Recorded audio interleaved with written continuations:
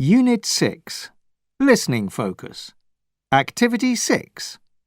1. Have you been down to the archaeological site recently? Yes, the other day. It was really fascinating to see how much the archaeologists have unearthed already. I was amazed by it, really.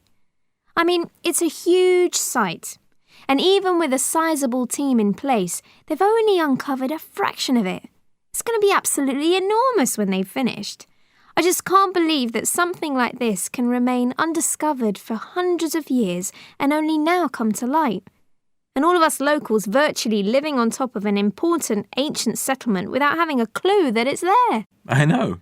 It makes you look at Saxton differently, doesn't it? I don't know about you, but even though there are lots of more famous sites around, this feels more significant to me somehow. I know what you mean. We're all familiar with the history of the town over the last few hundred years, but this takes us back much further in time. It's like the layers of centuries have been removed and I can actually understand much better how people lived over 1,000 years ago. And in some ways, our lives haven't changed that much. 2.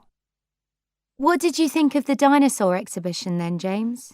You know, I'd enjoy playing a computer game about dinosaurs more than this exhibition. Really? All the kids around us were absolutely loving it. I know, but they didn't have to pay to get in. You'd spend less on a computer game and could then relive the experience again and again. And the special effects would be far superior. But I think you get more of an idea of the scale of dinosaurs from this exhibition and what the environment was really like. I suppose so.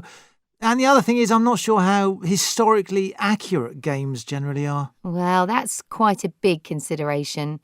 The museum obviously tried hard to recreate a real dinosaur experience, and some of the dinosaurs were pretty terrifying, but I felt I didn't really learn enough.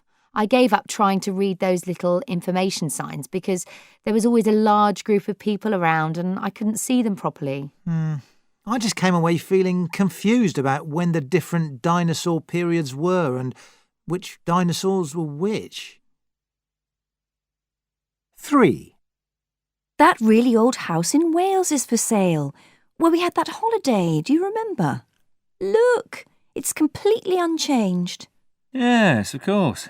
It was such a weird place, wasn't it?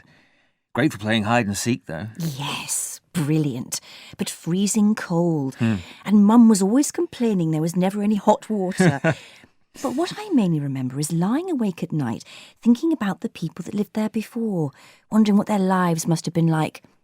Dad used to make up creepy stories about the people in the old paintings. Which were quite unbelievable. It would be awful if the person who buys it tries to modernise it. I'd hate to see it lose its character. It would be criminal to turn it into flats or a hotel, but I wouldn't worry because it's bound to have a preservation order on it because it's so old. I expect you're right. It's awful to think of all the furniture and paintings being sold off or ending up in a museum. I wish we could afford to buy it. And take our kids there on holiday. Dream on.